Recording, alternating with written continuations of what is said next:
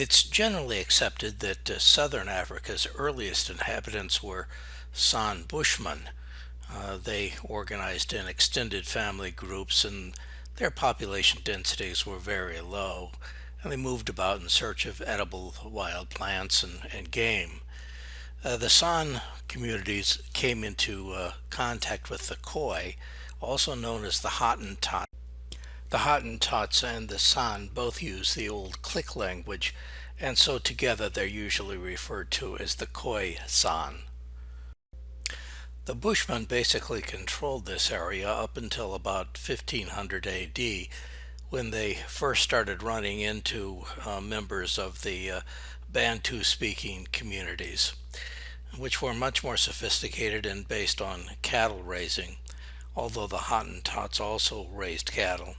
In any event, around 1600, the Bantu speaking cattle herding Herero migrated in from Zambezi. In the meantime, the British had taken over the Dutch Cape Colony, which had been on the Cape for hundreds of years, and began expanding it. But they never expanded it into Namibia, and the reason is because most of Namibia looks like this. Now, this was back in the days when the British were gobbling up most of Africa, and the other European countries got into the act as well.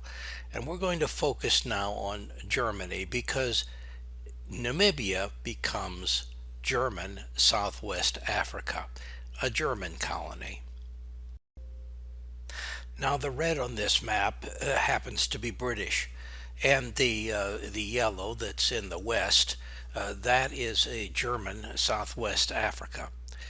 The Germans were compelled to send in troops into Southwest Africa because there was fighting between the natives, especially the San natives and the Bantu-speaking natives.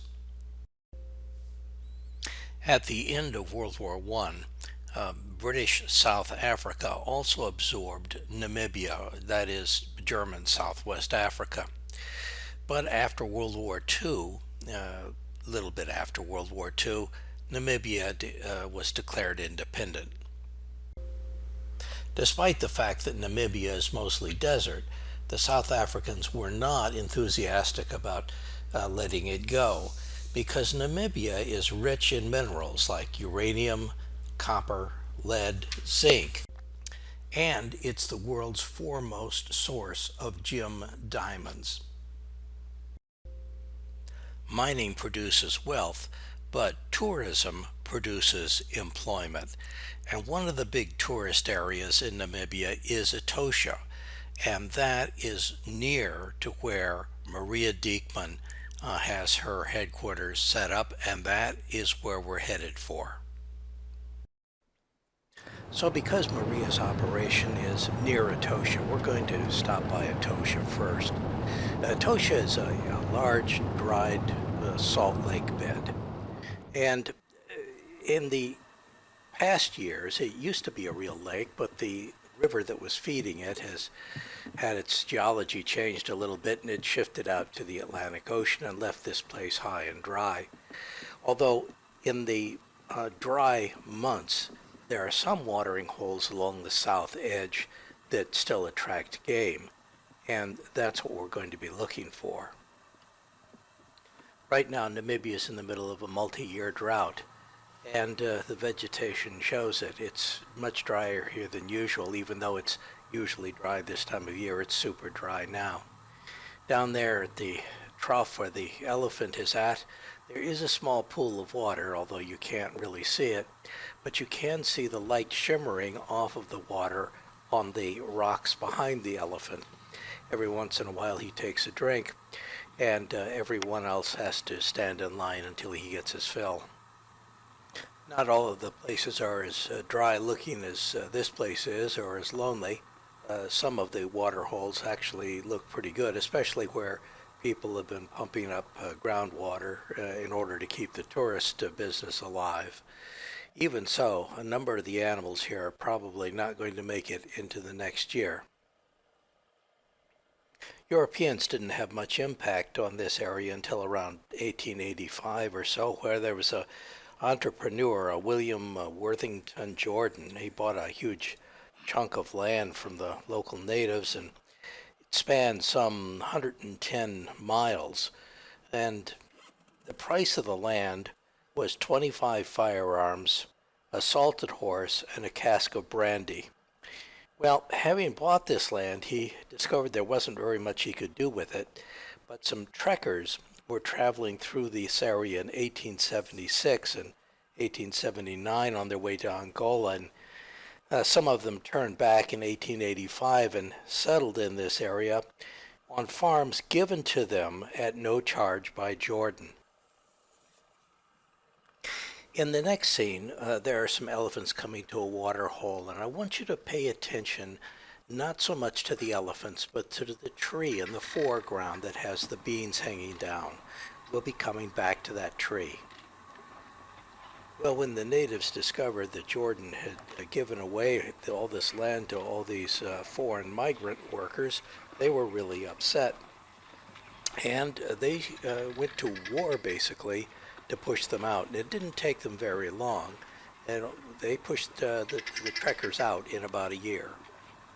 The German Reich was in charge of Namibia at this time, and they ordered troops in to occupy the area.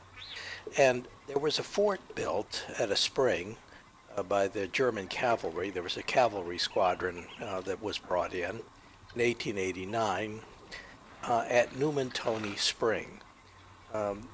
In 1904, just a few years later, really, 500 native troops attacked the Imperial German Schutztruppe at Fort Numentoni and completely destroyed the fort, driving out the colonial forces and taking over their horses and cattle. Well, it's not really as impressive as it sounds because the fort only had 7 defenders, and they were outnumbered about 100 to 1, and they did the only rational thing. They fled under cover of night. The fort was rebuilt, and the troops stationed there again, and the area was declared a game reserve in 1907. And Lieutenant Adolf Fischer of Numentoni, Fort Numentoni at that time, became its first game warden. This is the old fort that I told you about. I understand that it's been reconstructed a little bit, but that most of it is original. The reconstructed fort's in pretty good shape considering the fact that it's 100 years old, and in the new government, the independent government, hasn't gotten around to tearing down this evidence of colonialism. Now it's a tourist attraction, and so they're not really able to discard it. You remember I told you to pay attention to the tree with the little bean pods hanging from the branches. Well, that's a moringa tree, and I wanted to bring that to your attention because there's a little section of Etosha which is called the Spooky Woods. The Spooky Woods is a place in Etosha where there are a lot of moringa trees, or at least traditionally there have been. Now, the moringa tree should look an awful lot like a baobab tree to you. I think that they must be related. They seem to be structurally very similar. However, the moringa tree always grows on the side of a mountain in a rocky area. And this area is not on a mountain and it's not rocky. And I think that's what makes this the spooky woods, because these trees aren't supposed to be growing here.